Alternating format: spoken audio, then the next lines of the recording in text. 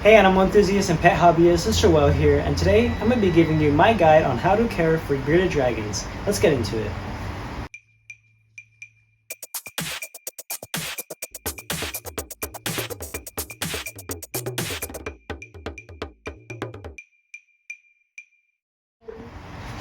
Native to Australia, the bearded dragon is the most commonly kept pet reptile. Of course, with most popular things, there comes controversy. Out of all the reptiles I've ever kept, I have never seen so many opinions and controversial topics over how to care for a bearded dragon. From what substrate you should use to diet to what kind of enclosure you should use, seems like everybody has something different to say. From my experience of keeping this guy for about 12 years, I'm here to give you my guide on what is essential for your beardie. With that, there are many ways you can keep a bearded dragon. This little guy is Gary, and I've housed him in many different ways throughout the years. Before we get carried away, let's start at the beginning with considerations you must take into account first time purchasing a beardie. Number 1 is going to be tank size. Many first time owners will get a juvenile bearded dragon around 5 inches, not realizing it could eventually reach up to 2 feet after 1 year. A juvenile bearded dragon between 5 to 10 inches should be kept ideally in a 20-gallon long tank. This provides enough room for your baby beardie to run around and also makes it easier to make different areas with different temperatures and thermal gradients. Higher tanks such as this 25-gallon can also be great for providing more climbing enrichment. I would also recommend getting a front opening enclosure since it makes changing food and water bowls as well as overall maintenance easier. Many beardies also get startled easily when lifted from above, so if you decide to get a top opening enclosure, just make sure you handle them gently and try not to lift them from directly on top. This is because beardies have what's called a parietal eye, also known as a third eye, that can detect changes in light and shadows to sense attacks from above. This can trigger your beardie's natural instinct to puff up and defend itself.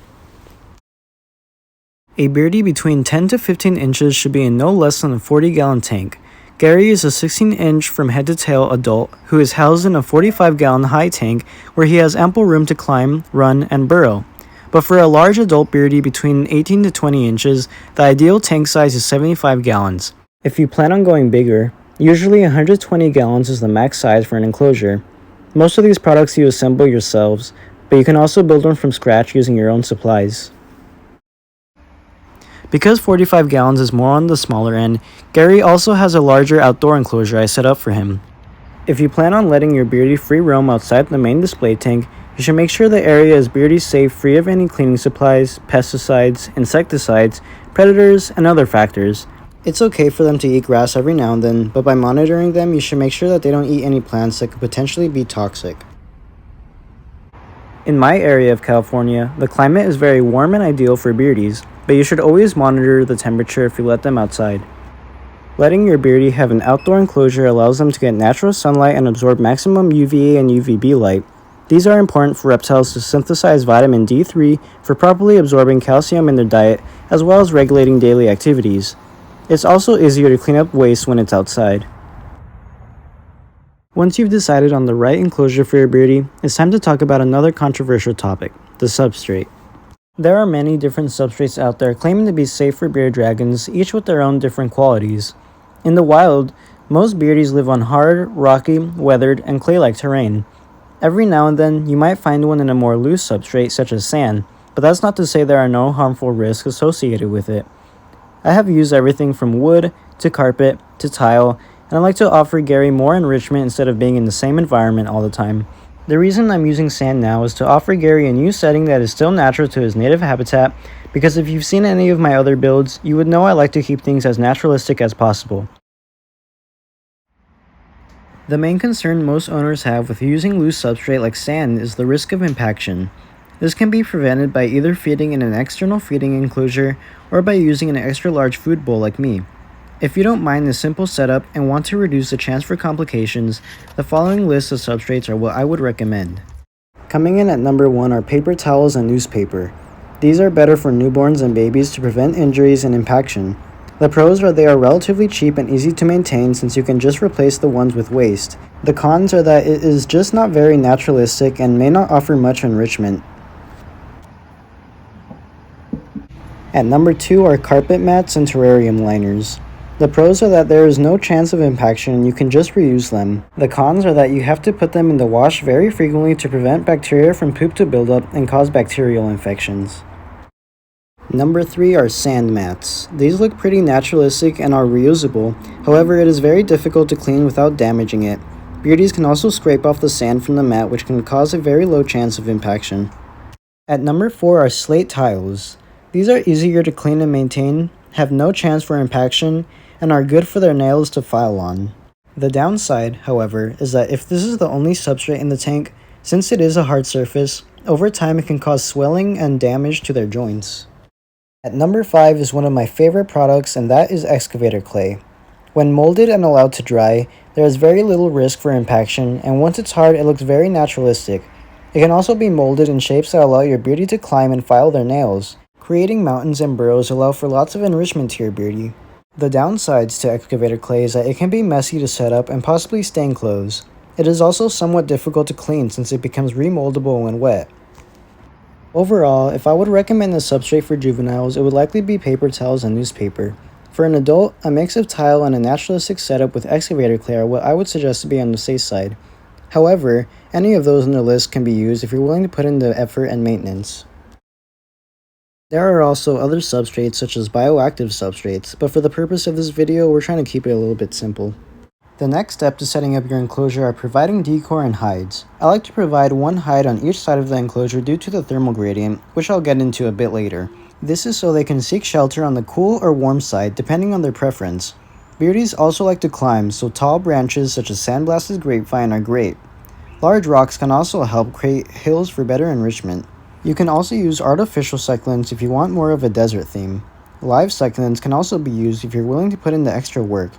These are more on the naturalistic side, but if that's not what you're going for, you can also get things like hammocks for them to climb on and bask on. I would recommend having taller or higher ornaments on the hot side so your beardie can get closer to the basking bulb if they want to bask.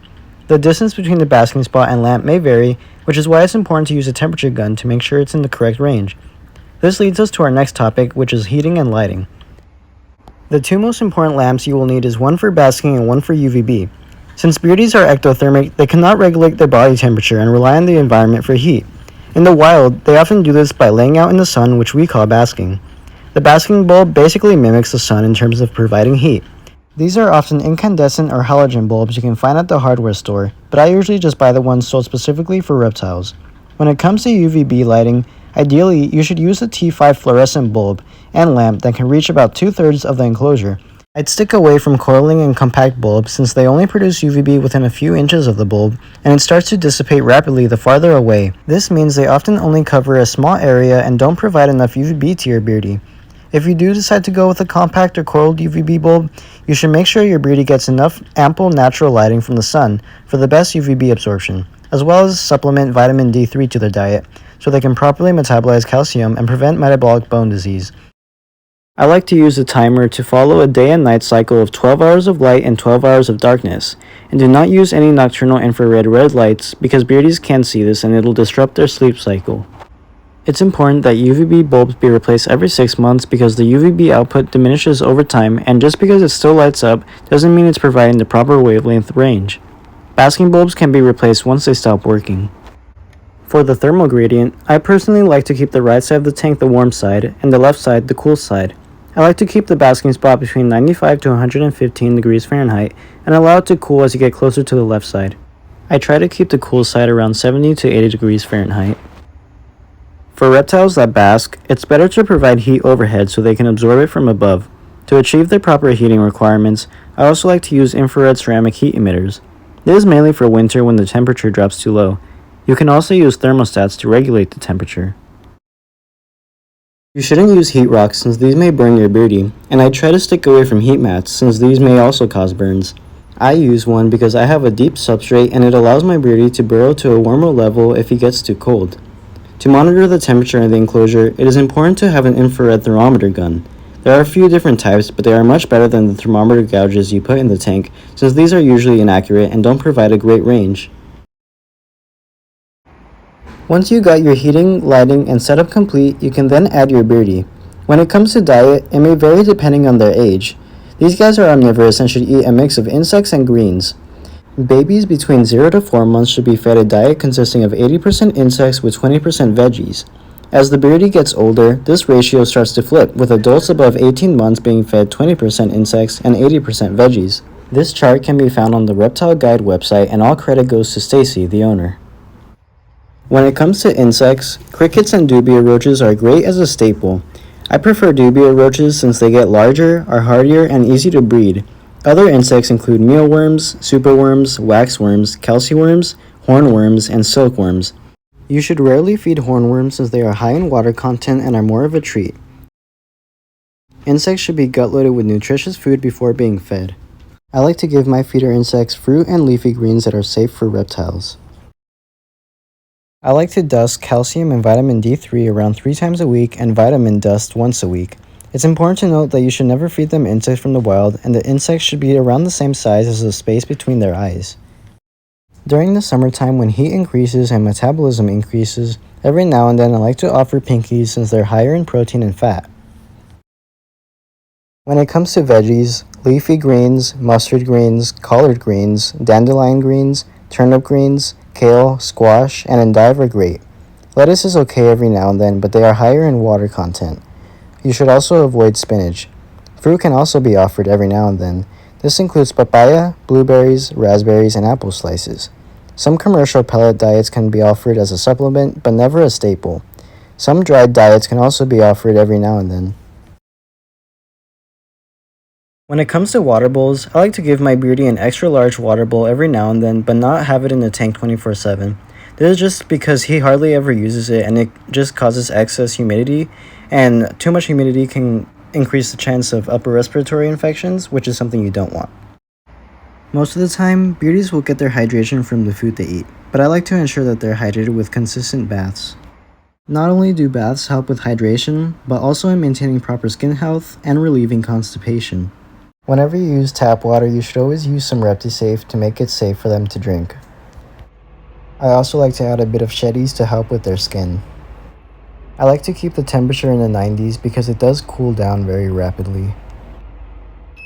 Once the beardie's in and they've began drinking water, it's important not to disturb them or pick them up during this process, since it can cause the water to go down the wrong pipe and into their lungs.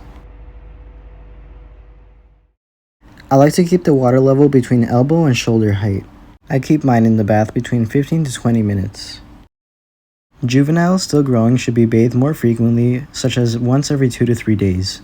For adults like mine, I usually give them a bath once every 2 weeks. It's important that you always monitor and supervise them at all times while they're in the bath to make sure that they're safe. Once bath time is over, I usually pat him down with a warm towel and then place him back into his enclosure. Some other general information is you should spot clean every day, and you should make sure that all the electrical components are working properly. You should also know the local vet clinics and find one that works with exotics just in case something were to go wrong. But yeah guys, that is my complete rundown of how to care for a bearded dragon. You should make sure to always do your research before purchasing a pet. And if you like this video, please make sure to like and subscribe, and I'll see you in the next one. Bye bye.